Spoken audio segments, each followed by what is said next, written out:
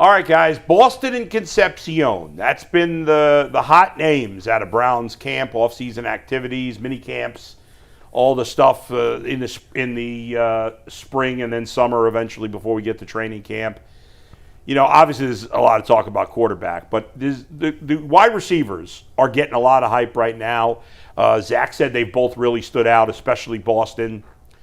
Is the hype going over the top at this point, or are you buying into the hype there, Jason? Let's start with you on Boston and Concepcion. No, I guess so. I want to start with you this time. Let's see what you got. I do think the receiver position is a little bit different than line in OTAs. Yeah. Or certainly even quarterback in OTAs. But I mean, can we get to the games before we start passing judgments on guys? I mean, it's certainly you'd rather him see good than bad. But I just don't know what great conclusions you can draw off anybody in these OTA sessions. G. Bush, are you buying the hype, or is it too much right now? So there's two levels of hype. So the first hype is, the most important hype is, all right, I got to see it. The same way I say about the quarterbacks. The thing that you'll be able to tell whether somebody's good or bad is based on, or their progression is based on what they do against live bodies. And I'm talking about other teams. Yeah. I'm talking about one-on-ones with pads on, getting off. I can't really tell you what they're going to do getting off the line of scrimmage right now when you now have shoulder pads on. I can't really tell you what you're going to do. Are you going to catch the ball over the middle when somebody about to hit you? Can you get off press coverage? Do you understand where to sit down in zones? All those things that you learn, when you get competition and when you start to really get into the 11-on-11 stuff. With that being said, I am encouraged and I am buying the hype because there's a little bit in terms of off the field that I really like what Denzel Boston said. A couple of days ago, he spoke and talked about how, him and Casey Concepcion have come in and had a brotherly bond in terms of, they spend their times on the field together. They talk to each other off the field. They push each other. He said, we sit together, we eat together, we do everything together, and we only call each other brother now. And some people may look at it from a standpoint of saying, okay, that's good, that kumbaya stuff, and we want to see if you can play. But I think that those little small steps are pivotal in order to get the Cleveland Browns to raise their floor when it comes to the culture. We talk about culture all the time. One of the most important things I think with players is when I look back at any team or any place that I've ever been, the successful teams that I was a part of, guys did things off the court. Guys did things off the field. And one of the big things that we had was, when I was at OU, the big guys, we used to have our big guys luncheons where the big guys used to cover on long, and we used to always pick a different restaurant we would go to. We would always have a night where either they would be at my apartment or some other apartment for the old guys, and the old guys would come up and pick up the young guys from campus because they didn't have cars.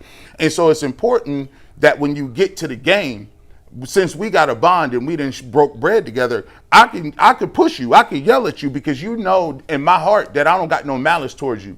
I'm just trying to get the best out of it. And I think that part of growing together and building together is very important to have a cohesiveness. We talk about a lot of times, hey, Myles Garrett is not here, he's not here.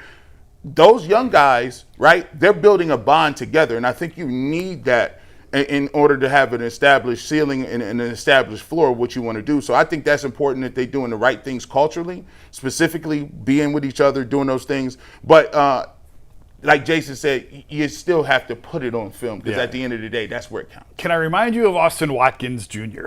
Remember him? Yeah, I remember the name. He came towards ACL, did he create some hype? No, a few years ago, he was like that real popular receiver in the preseason. Everybody loved him, thought he was going to be a star. Never got him. Now he's selling cars. Yeah. What was the receiver that came out with DTR? He caught like DTR came out cooking in the Hall of Fame game. And that was him, wasn't it? Yeah, I think it was. That was the same guy. And he had all these yards. We're like, he's cooking. He's going to make the squad. And he didn't make the squad. So you mentioned Myles Garrett. Every year we get into an argument, debate, discussion about is Myles Garrett, should he be at OTA? Should he be this thing, right? And my response to that is usually, well, I'd rather him be there than not be there, but it's not really a deal. Right. And that's kind of how I feel about this situation. Like, I'd rather them look good. Facts. Right? If Zach comes back and says they can't catch anything. Right. We're And gonna be it's got bad. problems. We We're got gonna be problems. bad. especially Zach, because unlike a lot of other people that cover this team, he doesn't go on. Most of the time he's saying everybody looks crappy because they do. Yeah.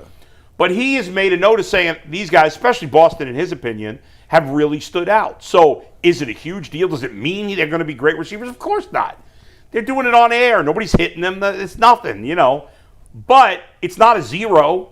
And if Zach were coming in here saying, listen, these guys can't play, that would suck. So the fact that he's saying, hey, they look good, I'll take it. Yep. I'll take it. The Browns, when you were there, I'm not sure if you were going to Browns camp in the Josh Gordon days, G. Bush, or if that was before, but I remember the first time I saw Josh Gordon in practice.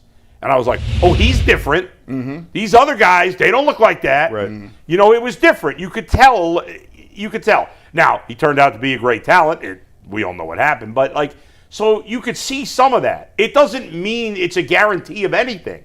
No. But they have the pedigree from where they were drafted. So certainly our expectations are going to be higher than a lot of these other receivers because the Browns haven't spent this kind of draft capital on receivers in a long time. And so I get the excitement. I think it's totally appropriate for fans to be excited and enthusiastic and optimistic. But you also want to say, hey, listen, they got to prove it on the field. And with all the question marks with the rest of the offense, there's going to be growing pains, right? And have reasonable expectations for what you think these guys are going to do in their first year, especially. For me, for all the people that watch the Cleveland Browns, I get excited for the receiving room because they just didn't have nobody.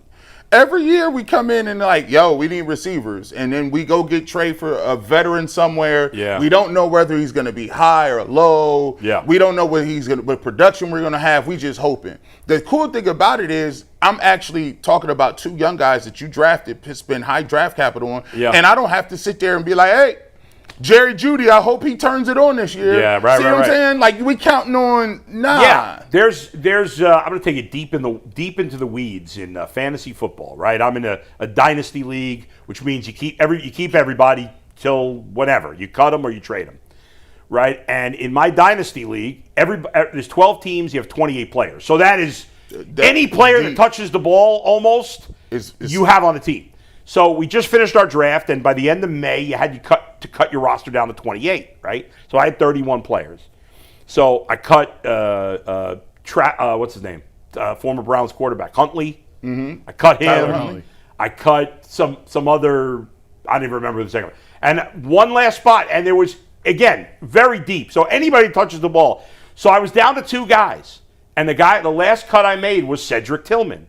And in the past, I wouldn't have cut him, even though he's not that good, because I'm like, he's going to get an opportunity with the Browns. Yep. But the Browns actually have guys, and I was like, okay, even if Cedric Tillman makes the Browns, he's at best their fifth receiver, I think, between Bond, the two rookies, and Jeudy. So I was like, he's a non-factor. And if he goes anywhere else, what's the best case scenario? He's a fourth receiver? Probably not even that. So that shows you, last year, Cedric Tillman, we were counting on to be the number 2. Hoping. Now he's either not going to make the team if everybody's healthy or be the 5.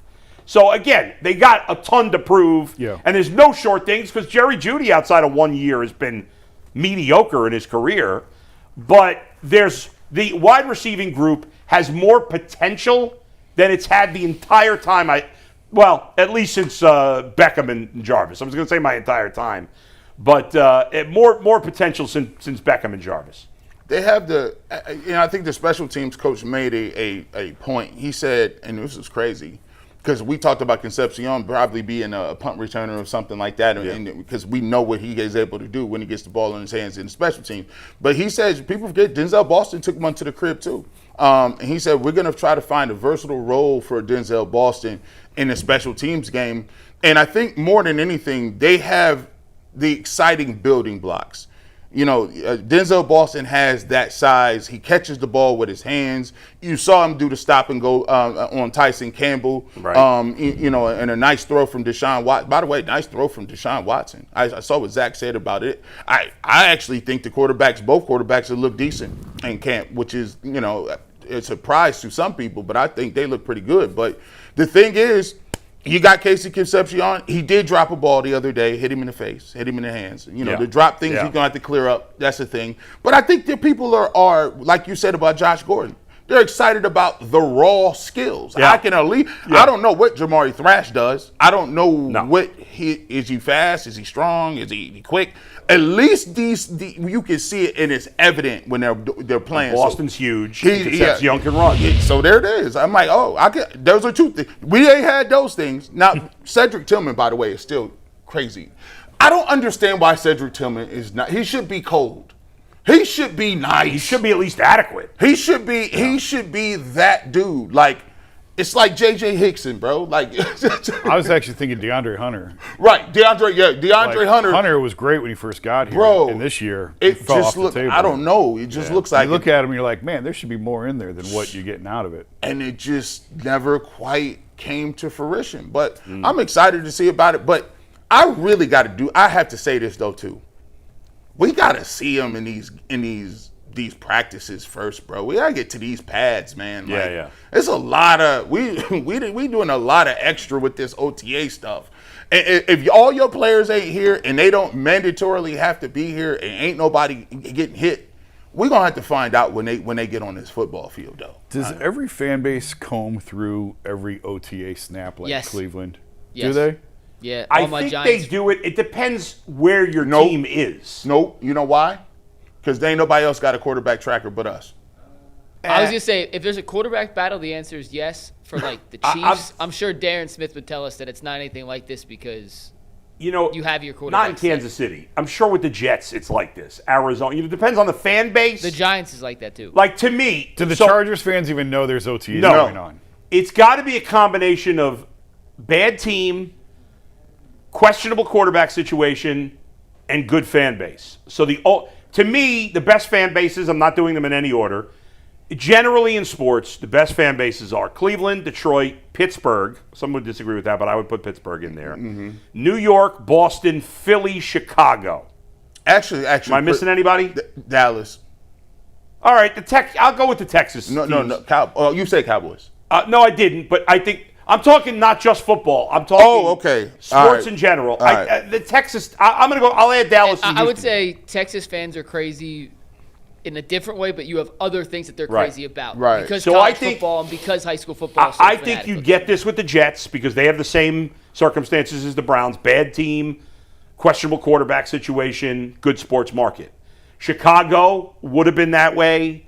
The Patriots, if they had a bad quarterback, but yeah, are you going to get this in Atlanta? No. In Miami? No. No, because No. it's just not. It doesn't have those circumstances. Do you know where you get it in Atlanta though? With the University of Georgia. Yeah, but who Some gives of, a I'm rat's saying some patootie of these about like that? Yeah. College Station was like that when I was working. Yeah, at A&M. other towns have Green Bay. what do you call it? Like maybe a sport that they're passionate Right. about. Not overall, just the whole Yeah. the whole over the top joint. It's Those are really. It's funny you Yeah. mentioned that because Cleveland, in terms of like city size, Yeah. it's nowhere bigger. It's nowhere close to the No, size of but- New York and Chicago. well, but here's- it's the tradition in the fan. here's the base. difference. Here's what, and I've said this before, but I'll say it one more time real quick before we go take a break. The difference.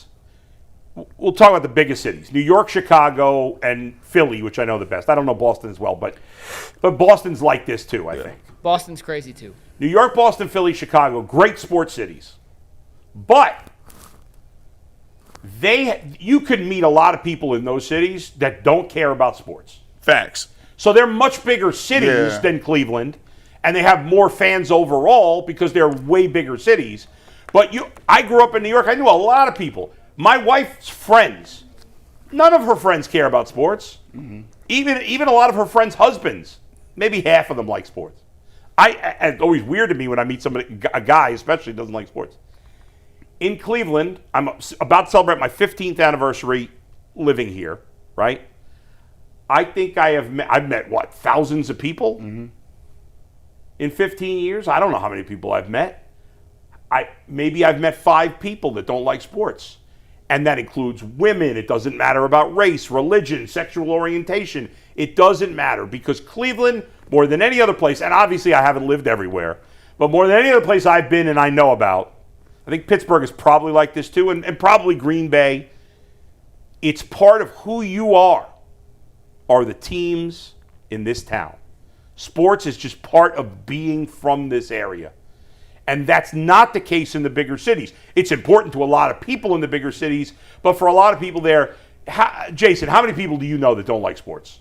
Handful. Right? But I'm telling you, if you lived in New York, you lived in Chicago, Man. you'd meet plenty of people that don't care about sports, don't know anything. I used to be a manager at DirecTV, and we would tell people on the phones, tell them the Sunday ticket. You know how many people said, "Oh, I don't care nothing about no sports. I want RFD TV." Yeah, right. Like, you don't get that. A lot of people don't really watch sports, but here, my wife came from the Philippines. She liked basketball and Steph Curry and LeBron James and Manny Pacquiao. She gets here, all of a sudden, it's Browns 20. She listens to the radio on the way to work. She listens to Ken and Lima. There you she go. says that's her favorite show. Gee, Can you that's believe insulting. it? Do you believe Those two are so obnoxious. She would also. call me and be like, "Hey, listen, man, do you know what Lima and Ken say today, babe?" I said, "Bro, how you gonna tell me what Lima and Ken said today? No, I ain't been up yet." So she listens to it on the way to work. So it is in your blood. Last example before we move on here. When I was in New Jersey, we were having sitting Shiva, which is like for a wake. And this couple that I had just met, they're showing me pictures that they got to hang out with Donovan Mitchell, and they were partying with Donovan Mitchell at some resort. Said he was an extremely nice guy. And the wife in the couple said to my brother-in-law, who's not a big sports fan, showed him the picture. She's like, "Yeah, this is us and Donovan Mitchell." And my brother-in-law said, "Who's Donovan Mitchell?" And I just, of course, started laughing. And she started laughing Like too. this guy. But you meet people, a lot of people like that. I could find 2 or 3 people here that maybe don't know. I bet you even there's a couple that my wife and I are friends with that know nothing about sports. I bet you even they would know who Donovan Mitchell was because it's in Cleveland at least. But it's different. It's different.